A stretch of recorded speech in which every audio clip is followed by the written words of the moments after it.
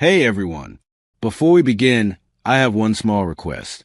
If emotional love stories are your thing, stories that evoke feelings, thoughts, and a genuine sense of connection, please subscribe. It's the best way to support this channel and ensure you never miss a story. Kendra Mitchell walked into the boardroom like she owned every inch of it. Even though her heart was hammering so loud, she was convinced the woman beside her could hear it. She had been awake since 4 a.m. She had rehearsed the pitch 14 times in front of her bathroom mirror, twice in the elevator on the way up, and once silently in her head while waiting for the coffee machine in the break room. 6 weeks of research, 3 weekends sacrificed, 1 canceled birthday dinner with her mother, all of it distilled into 32 slides, and 1 shot to change the trajectory of her career. The boardroom was already half full when she arrived. 12 people settled around a long glass table, the kind that reflected your own expression back at you if you looked down too long. CEO Richard Voss sat at the head, silver-haired and sharp-eyed, with a reputation for making decisions in the time it took most people to finish a sentence. He nodded at Kendra when she walked in. She took that as a good sign. She connected her laptop, pulled up the first slide, and began. Good morning. I'm presenting a strategic proposal for expanding Meridian Group's market share into 4 key Southeast Asian markets over the next 18 months. The room was attentive. Voss was leaning forward slightly. A board member in a gray blazer had already uncapped a pen to take notes. Kendra felt the tension in her shoulders begin to dissolve. She moved through the slides with precision. Market data, competitor mapping, projected revenue curves, risk mitigation strategy. Everything was tight. Everything was sourced. She had anticipated the hard questions and built the answers into the presentation before anyone could ask them. She was on slide 19 when the door opened. He didn't rush. He never rushed. Kay Donovan walked into the boardroom the way people walk into rooms when they have long since stopped worrying about whether anyone notices them. Because everyone always does. He was tall, broad-shouldered, dressed in a charcoal suit with no tie, and he carried the particular energy of a man who considered lateness a personal prerogative. He set his coffee down at the far end of the table, pulled out his chair, and in the same motion, cast a single sweeping glance at Kendra's slide on the projector screen. She kept going. She refused to restart or acknowledge the interruption. Slide 20. Slide 21. Then his hand went up. These growth projections for Q3, he said, his voice calm and deliberate, the kind of calm that wasn't peace but precision. Where they sourced from? Meridian's internal performance data combined with Statista's Southeast Asia Market Index and a third-party analysis from Bloomberg, Kendra said, without hesitating. Bloomberg's Southeast Asia Consumer Report hasn't been updated since Q1 of last year, Cade said. You're basing a projection on 18-month-old data in one of the fastest-moving markets in the world. The room shifted. Not visibly, no one moved, but Kendra felt it. The attention recalibrated. The core trends in the report are directionally consistent with current conditions, she said. I cross-reference with 3 additional. Cross-referencing doesn't fix a flawed foundation, he said, cutting her off cleanly. Not rudely, almost clinically. And your risk mitigation section. It assumes regulatory stability in Vietnam and Indonesia, which, given the policy changes in both countries in the last 6 months, is a significant assumption to leave unexamined. Kendra opened her mouth, closed it. She knew about the policy changes. She had a note about them in her supporting document, not in the slide deck itself. She had made a choice about what to include and what to leave for the Q&A. It was a judgment call, and he had just made it look like an oversight. This reads, Cade said, leaning back slightly in his chair, his eyes still on the screen rather than on her, like a first-year MBA thesis, not a board-level strategy proposal. He paused. Who approved this representation? The silence that followed was the loudest thing Kendra had ever heard. Richard Voss shifted in his seat. The board member with the uncapped pen set it down. Kendra looked at the room, 12 faces in various states of discomfort, and made a decision. She would not fall apart here. She would not give this man, whoever he thought he was, the satisfaction of watching her unravel in a glass room at 9 a.m. Thank you for your feedback, Mr. Donovan, she said. Her voice was even. She clicked to the final slide, gave a brief closing statement, and closed her laptop. She walked out on steady legs. She made it to the second-floor bathroom, pushed into a stall, locked the door, and stood with her back against it, eyes on the ceiling, breathing through her nose in slow control counts. She was not going to cry. She pressed her fingers against her sternum like she was physically holding something in place. Her phone buzzed.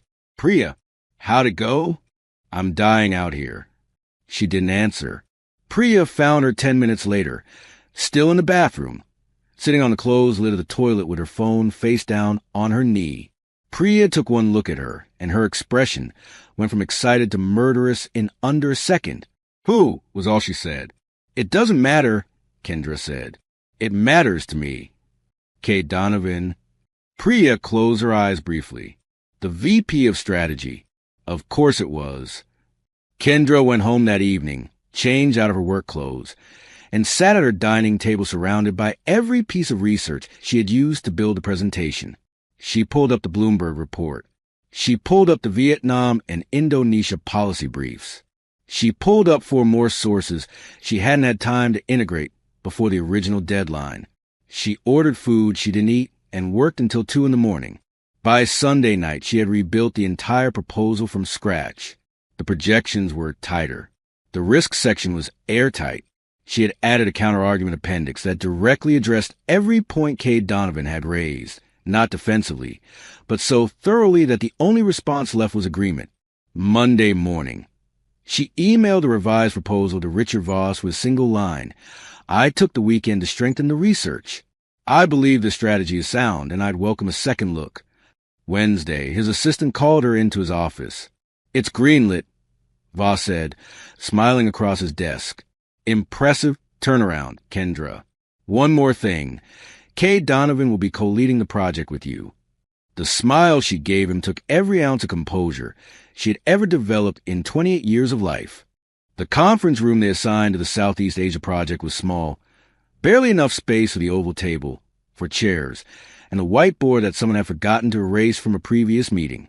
Kendra arrived 3 minutes early and erased it herself. She arranged her notes, uncapped her pen, and sat down facing the door. Kate arrived exactly on time. Not early, not late, exactly on time, as though he had calculated a precise moment that communicated neither eagerness nor disrespect. He sat across from her, set down a leather portfolio, and opened it without looking up. "I'll take the stakeholder mapping and the regulatory risk analysis," he said. "You take the financial modeling and the market entry sequencing. We meet every Tuesday and Thursday." Kendra looked at him for a moment. He still hadn't made eye contact. "That works," she said. "I'd like to add a weekly alignment document, so neither of us is operating in a silo." He glanced up then. Brief. Assessing. "Fine," he said. They worked through logistics in 11 minutes. Everything was efficient, professional, borderline cold. When they were done, Kendra stacked her notes and stood. As she reached the door, he spoke, without looking up from what he was writing.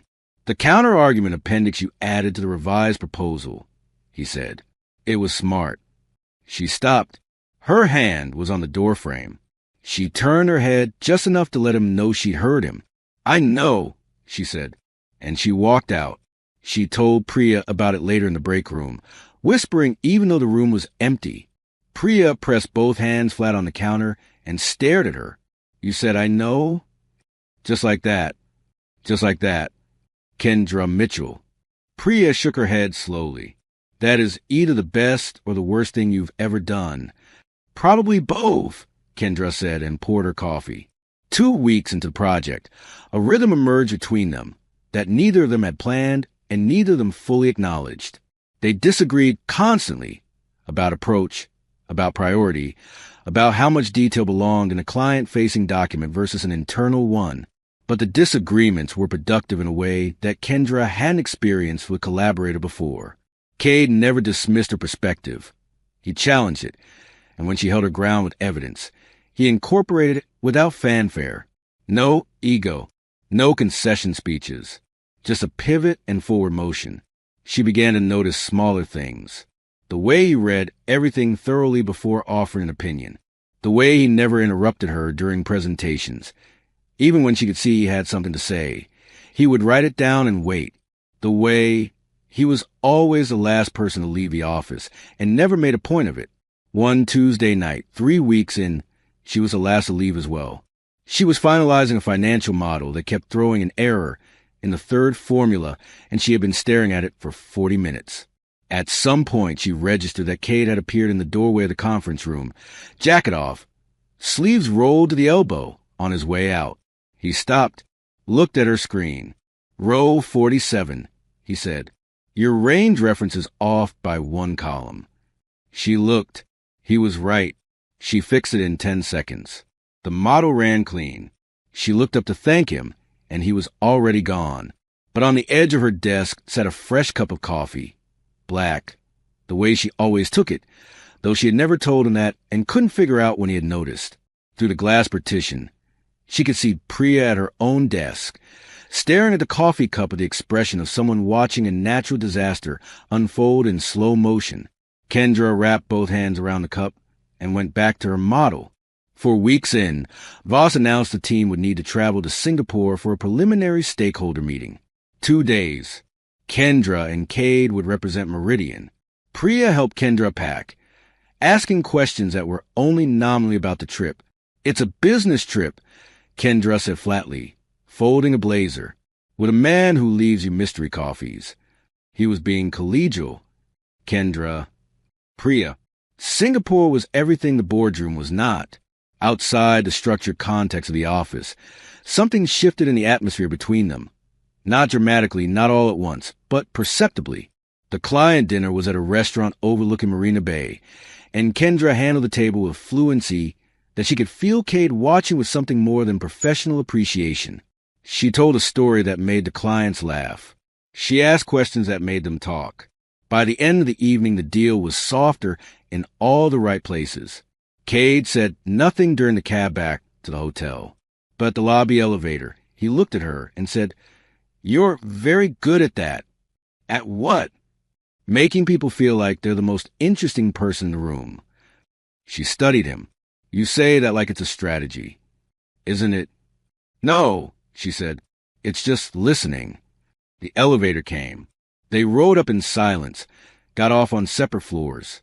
Kendra stood in her hotel room with the city lights spread out below her and felt the particular discomfort of realizing something she hadn't given herself permission to realize yet.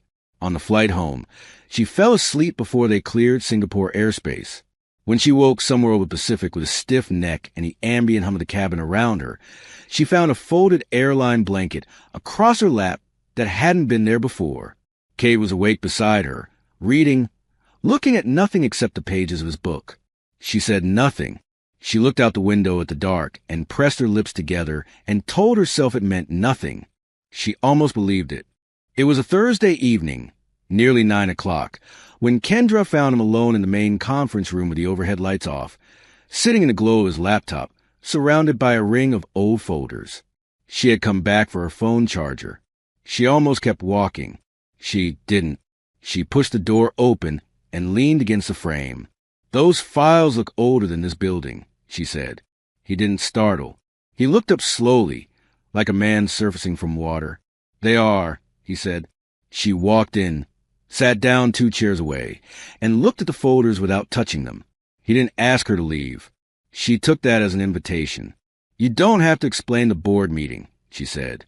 But one day I'd like to understand what it was actually about. The silence stretched long enough that she thought he wasn't going to answer. Then he closed his laptop.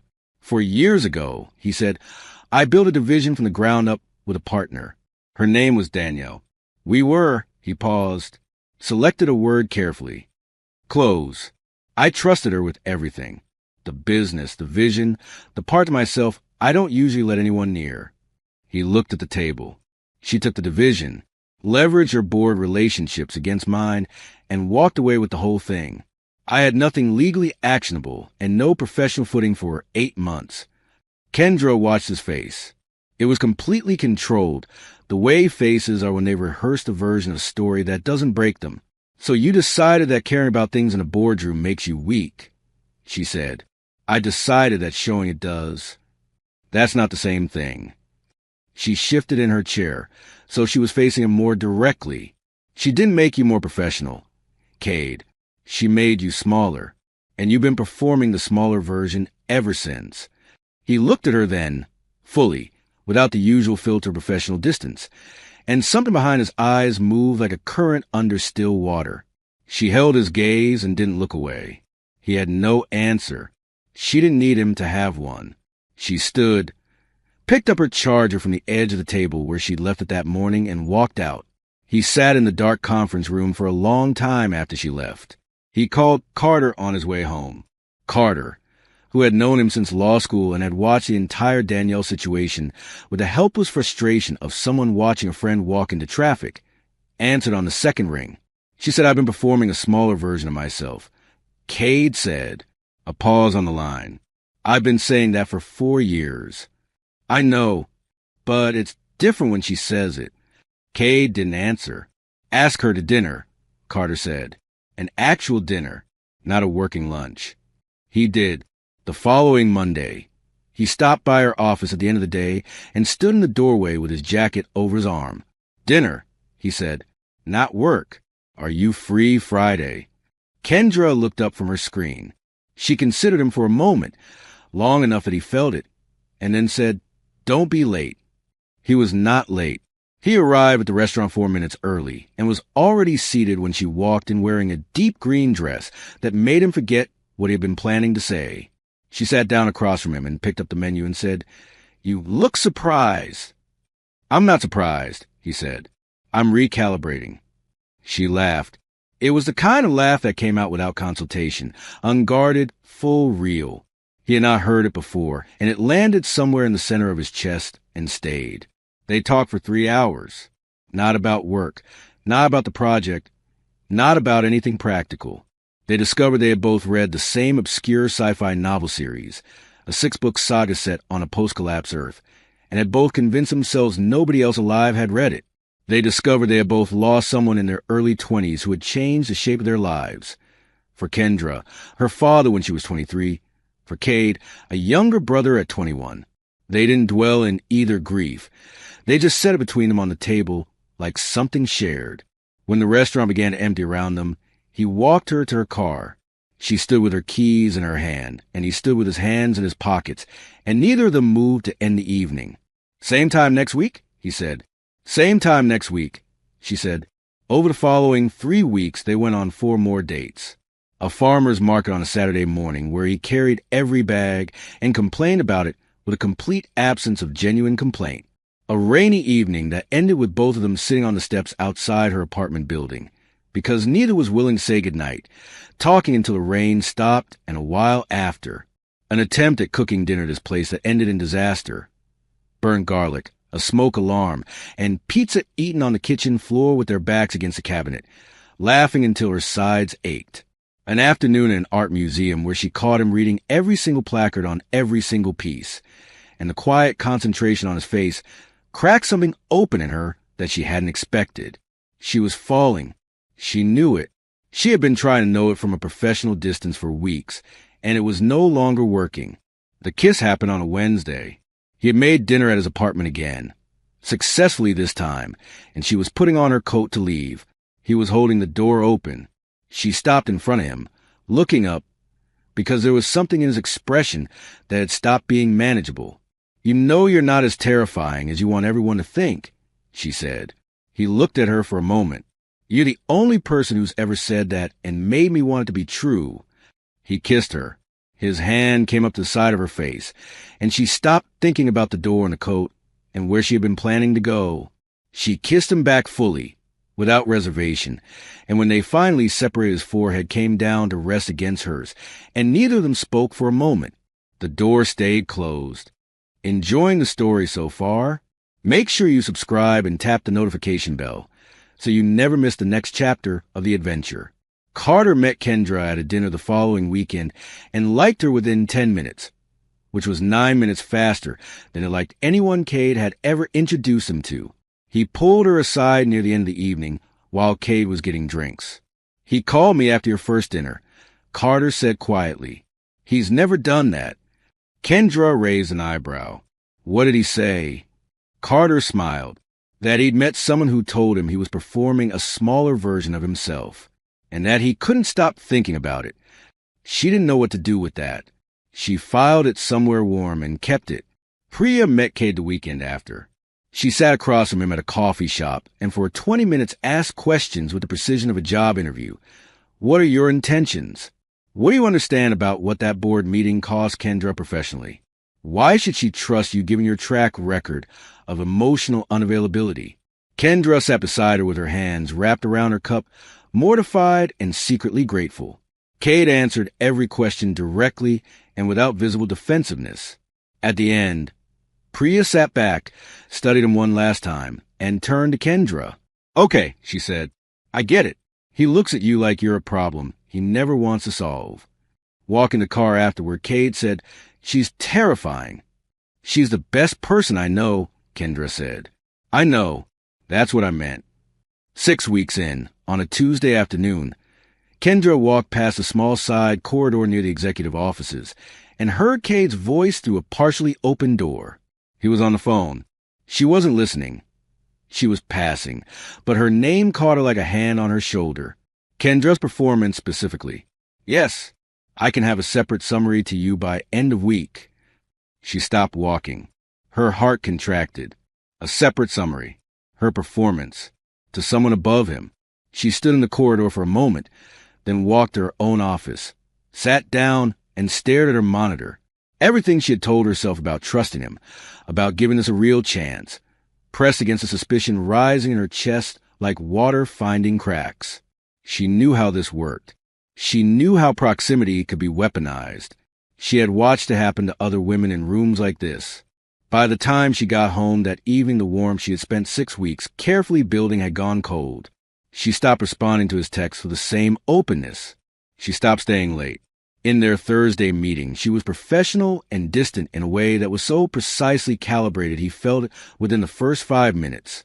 He came to her office at the end of the day and closed the door. What happened? He said. She looked at him. I heard you on the phone. You're sending a separate performance summary on me to someone. After everything, you're documenting me separately. Something passed over his face. Not guilt. Something closer to pain. Sit down, he said quietly. I'd rather. Kendra, please. She sat. He opened his laptop, turned to face her, and pulled up an email thread from Voss. A request, sent to Cade 3 days ago, for a full team performance review ahead of the project's final phase. A standard quarterly process. Cade's draft response included evaluations on 7 members of the project team. Kendra's section read, strongest strategic mind on this project. Strongest I've worked with in years. She sat very still and read it twice. When she looked up, he was watching her.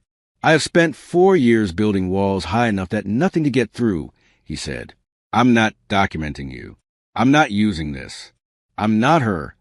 His voice was steady, but there was something underneath it that cost him. But I need you to decide if you're going to trust me, because I can't build something real with someone who's waiting for me to prove they're right not to. The room was very quiet. She thought about the blanket on the plane, the coffee she never asked for, the way he had answered every one of Priya's questions without flinching, the way he had said on her doorstep that she was the only person who made him want to be something more. I'm deciding, she said. He waited. I trust you, she said. I'm sorry. He exhaled slowly. Then he crossed the room, sat in the chair beside hers rather than across from her, and for a long moment they just sat close together in the quiet office, his shoulder against hers, neither needing to say anything else. The launch happened on a Friday, exactly 1 month after the board meeting that had almost ended Kendra's career before it began. Meridian Group's Southeast Asia expansion went live across all 4 target markets simultaneously, and the numbers in the first 6 hours exceeded the Q1 projections that Cade had challenged her on in that glass boardroom. She noticed that detail and held it privately like something precious. Voss gave a speech in the main conference room with the whole team assembled. He named Kendra and Cade as the driving forces. Kendra stood near the back and felt the applause move through her body like something she had earned down to the bone. Priya found her afterward and hugged her so hard it compressed her lungs. "You built that," Priya said fiercely into her shoulder. "From scratch," after he tried to tear it down. "We built it," Kendra said. "It turned out to be better because of him." Priya pulled back and looked at her. "I know. That's incredibly annoying." Cade found her later, when the celebration had softened and people were drifting toward the elevator banks in small, tired, happy groups. He appeared at her elbow and said quietly, "Come with me tonight. There's somewhere I want to take you." "Where?" "My mother's." She turned to look at him fully. He met her gaze without deflection, which told her everything she needed to know about what this meant to him. Eleanor Hargrove lived 40 minutes from the city in a house that looked like it had grown there rather than been built. Warm and overgrown and slightly rambling, with lights on in every window, and the smell of something cooking reaching them before they even reached the front door. Eleanor herself was elegant and unhurried, with Cade's eyes and none of his guardedness. She hugged Kendra at the door as though she had been expected, and Kendra felt immediately, inexplicably at ease. Dinner was easy and long. Eleanor had a way of drawing conversation out of people by being so genuinely curious that refusing to talk felt rude. She asked Kendra about her father. She asked about the proposal she presented, having apparently heard a detailed account from Cade at some point. She laughed at her son with the specific warmth of someone who has seen every version of a person and finds them all equally beloved. Near the end of the evening, while Cade was carrying dishes to the kitchen, Eleanor touched Kendra's hand lightly across the table. "He called me after your dinner," she said. "The first one. He called me at 11 at night, which he hasn't done since his brother died." Kendra went still. "He didn't say much," Eleanor continued. "He just said he'd had dinner with someone, and he couldn't explain why he felt like something had changed." She squeezed Kendra's hand once and let go. "Whatever you're doing, keep doing it." Cade drove them back to the city. Kendra sat in the passenger seat, watching the road unspool in the headlights, and felt full in a way that had nothing to do with the meal. At her apartment building, he pulled over and turned the engine off. They sat in the quiet for a moment. Then he said, "Wait here," and reached into the back seat. He handed her a folded set of papers. She looked at him, questioning. He nodded toward them. She unfolded them, and in the low amber light of the street outside her window, she recognized the cover page of her original boardroom presentation, the one she had closed her laptop on and walked away from. He had printed it, and across every page, in his careful, precise handwriting, the margins were full. She began to read.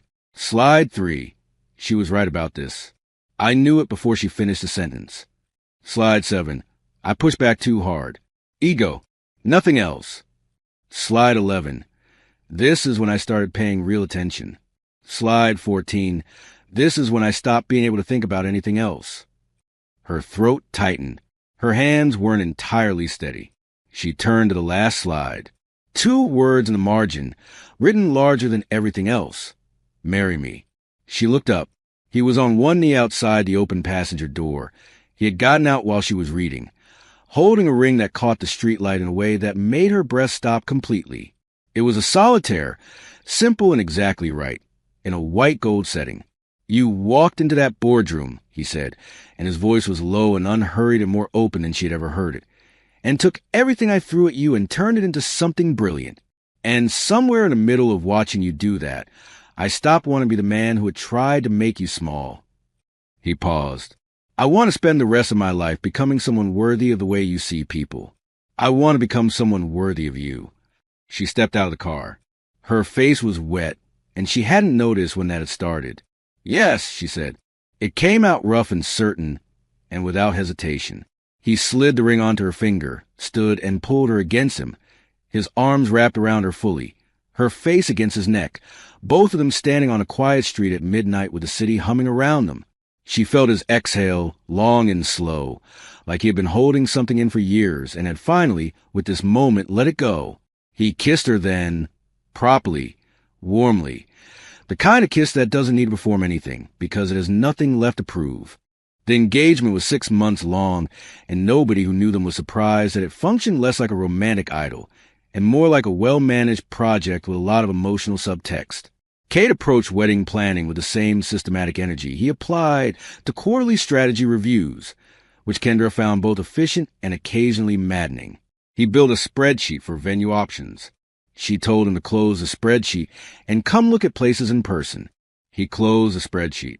They visited 7 venues over 3 Saturdays and disagreed about 4 of them. The 5th, a restored stone estate an hour outside the city, with a wide terrace that opened onto a garden. They both went quiet at the same moment and looked at each other, and that was a decision made. Navigating the office was its own particular exercise. HR required disclosure, which they provided, and then there was a mandatory meeting with compliance that was professionally awkward and personally hilarious in retrospect. Some colleagues were warm. A few weren't.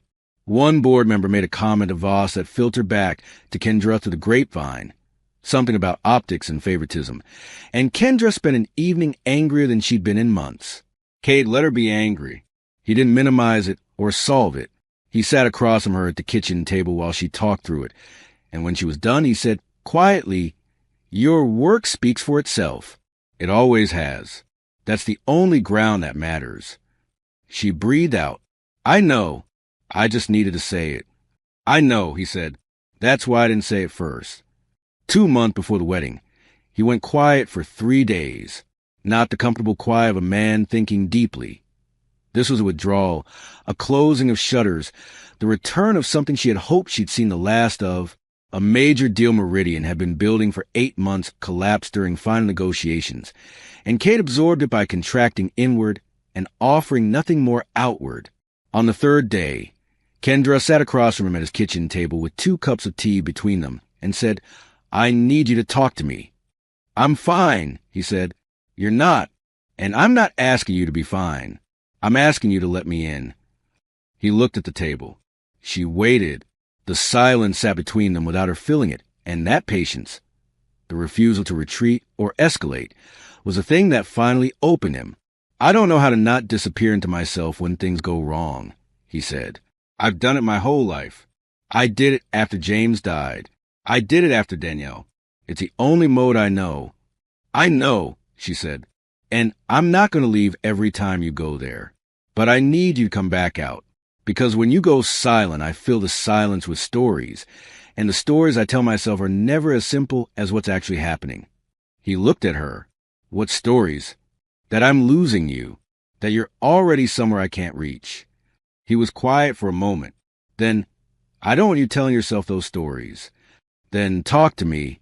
He did, haltingly, imperfectly, but fully, and afterward she suggested therapy, but as something she genuinely wanted for both of them. "I want to go together," she said, "before the wedding, because I want us to do this right, not just well." He agreed without argument. He said, "You're the first thing in a long time I haven't wanted to handle alone." They went every other week until wedding. It didn't fix anything that was broken because nothing was broken. It simply gave them a language and a practice for the things that were hard. Priya said she wasn't surprised. Carter said he'd believe it when he saw it. He saw it at the wedding and didn't say another word. The ceremony was on a Saturday in late October when the garden at the estate had turned amber and copper, and the air was cool enough that the women wore wraps over their dresses.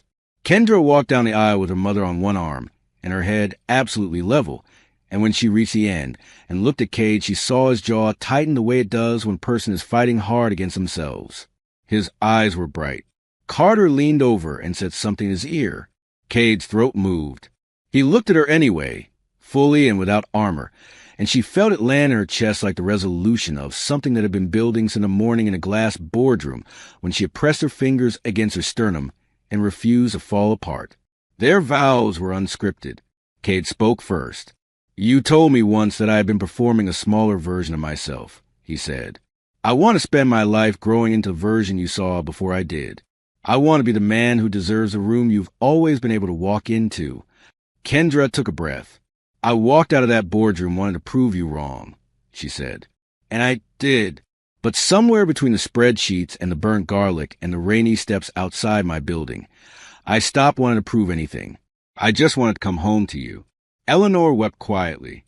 Priya, standing at Kendra's shoulder, did not weep. She had made a firm decision about this and held to it for approximately 4 minutes before abandoning it entirely. 1 year later, on a Sunday morning that looked like every good Sunday morning, Kendra sat at the kitchen table with coffee and the weekend paper while Cade cooked eggs at the stove. The apartment was theirs now. They had found together, argued pleasantly about the second bedroom, and agreed on the building because of the light. Outside the window, the city was slow and bright. He set a cup of coffee beside her, without being asked, the way he always did. She wrapped her hands around it the way she always did. Without comment, it was a small language they had developed, a shorthand of small gestures that said the things that didn't need words anymore. Later that afternoon, she wandered into his home office looking for a pen and found it. Her original boardroom presentation, framed behind glass and hung on the wall beside his desk. She stood in front of it for a moment, reading the margin notes she had memorized and felt the weight of. Slide 14. This is when I stopped being able to stop thinking about her. She smiled at it, privately and fully, the way you smile at something that belongs entirely to you. Cade appeared in the doorway behind her. You still look at that like it surprises you, he said. It does, she said. Every time. He crossed the room, stood behind her, and wrapped his arms around her from behind, his chin resting on the top of her head. They looked at it together. I was so awful to you that morning, he said. You were, she said. I'm sorry. Still, I know. She leaned back into him. It made me better. It made us possible. I've decided to keep it. He pressed his lips to the top of her head and held her there in the quiet Sunday light of the office, with a framed presentation on the wall and the city going softly on outside, and neither of them needed anything else. Some love stories begin with a perfect moment. Theirs began with public humiliation, a weekend of rebuilding, and one line typed into an email at 11 o'clock on a Monday morning. And it turned out to be the most solid foundation either of them had ever stood on. If this story touched your heart, take a second to like and subscribe for more unforgettable love stories.